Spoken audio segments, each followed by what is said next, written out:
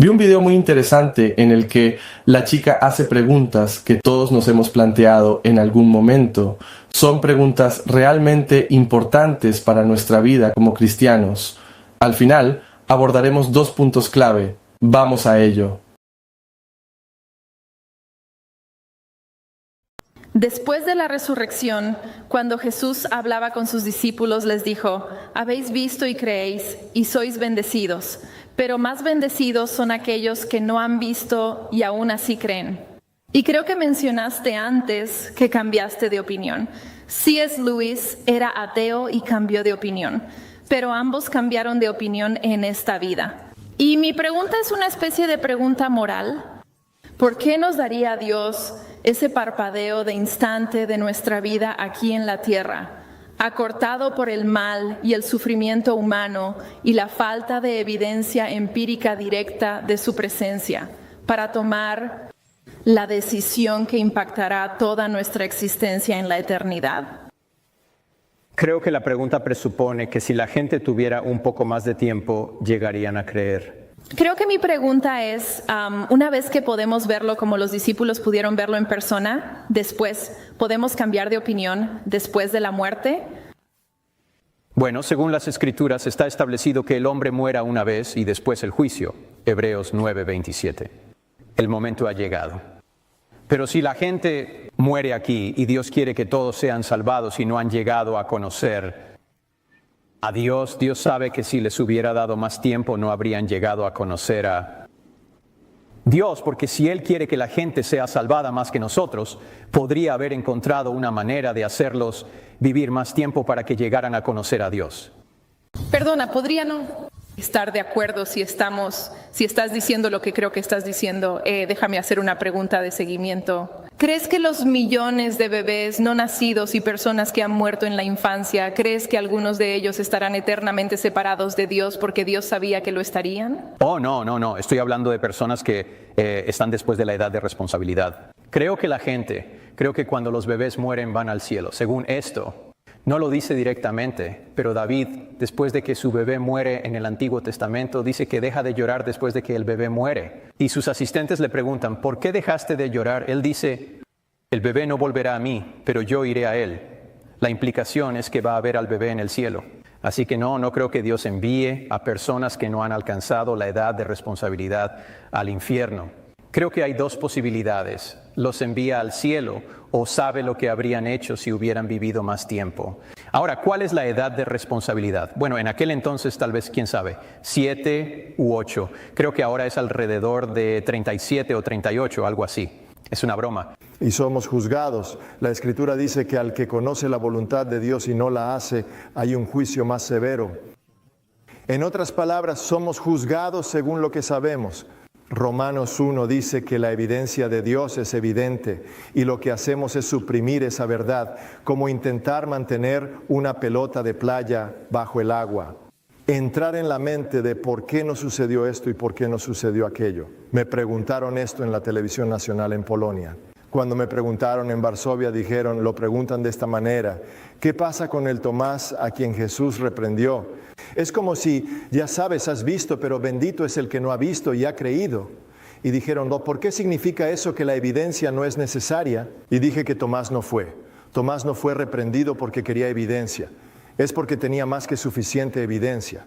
Tenemos suficiente evidencia para decidir ahora. No existe tal cosa como una prueba absoluta. Pensamos que vamos a probar a Dios al 100%. Ni siquiera tienes eso en matemáticas.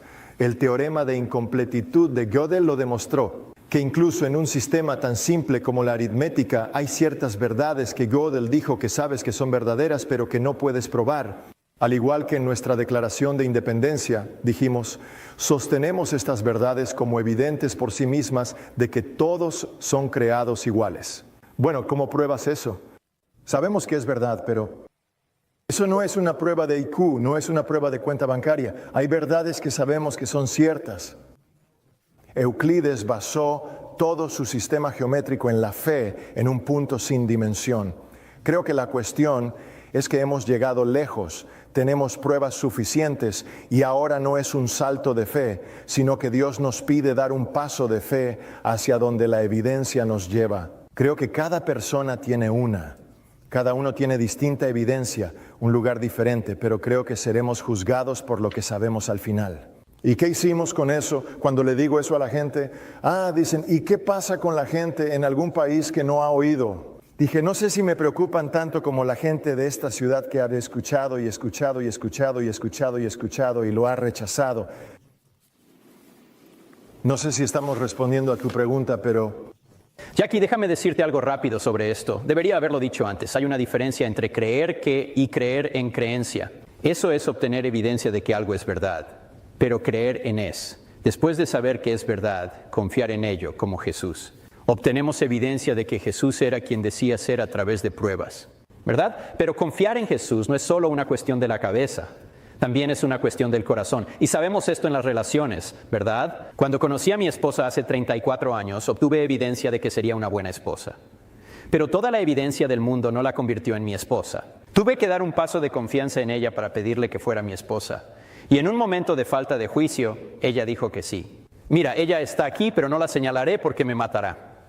Vale, entonces hay una diferencia entre creer que y creer en. Cuando Caifás vio que Jesús había resucitado a Lázaro de entre los muertos, intelectualmente creo que sabía que Jesús era el Mesías, pero no confiaba en él. Los demonios saben que Jesús es el Mesías. Como dice Santiago, incluso los demonios saben que Dios existe, pero tiemblan. No confían en Él. ¿Por qué? Porque tenemos libre albedrío. No tenemos que confiar en Él. No queremos hacer lo nuestro. Mira, la mayoría de nosotros no estamos en una búsqueda de la verdad. Estamos en una búsqueda de la felicidad. Este video me parece muy explicativo, pero quiero compartir 2 puntos que me parecen claves para entenderlo. Primero, la confianza en Dios. Muchas veces las personas se enfrentan a dudas teológicas o preguntas muy profundas sobre la fe que son completamente humanas. Por ejemplo, ¿es suficiente el tiempo que tenemos las personas en el mundo para acercarnos a Dios? ¿Qué ocurre con esas personas que no han tenido tiempo o no han tenido la suerte de escuchar el Evangelio? En mi experiencia, una vez que tú decides creer en Dios y en Cristo, es esencial confiar en que Dios se encargará de llegar a esas personas. No debemos pensar que Él permitirá que alguien se condene sin haber tenido la oportunidad justa de conocerle.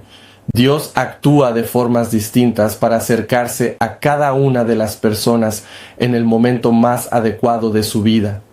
Además, como sabemos a través del Evangelio, Dios juzgará a cada cual según su conocimiento, por lo que no tenemos que tener ni duda ni miedo.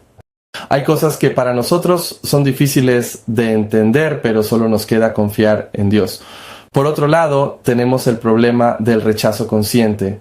A veces creo que las personas que no han oído hablar del Evangelio, la solución es fácil, confiar en que Dios es justo. Pero la verdadera preocupación debería ser en quienes, habiendo escuchado el mensaje de Jesús, lo rechazan. Hay que entender la gravedad del rechazo consciente. Personas que viven en sociedades donde el mensaje de Dios está presente, como Europa o América, y aún así deciden rechazarlo. Son personas que le dicen a Dios que se haga mi voluntad y no la tuya. Es por esto que decidimos abrir este canal y por lo que consideramos que la evangelización en estos tiempos es muy importante.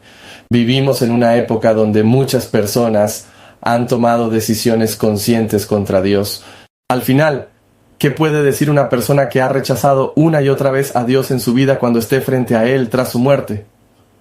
Creo que no habrá excusas, no hay justificaciones. Esta es una realidad que debe hacernos reflexionar profundamente y preocuparnos mucho más que las personas que no han escuchado nunca el Evangelio, ya que podemos confiar que Dios será justo con ellos. Muchas gracias por llegar hasta aquí.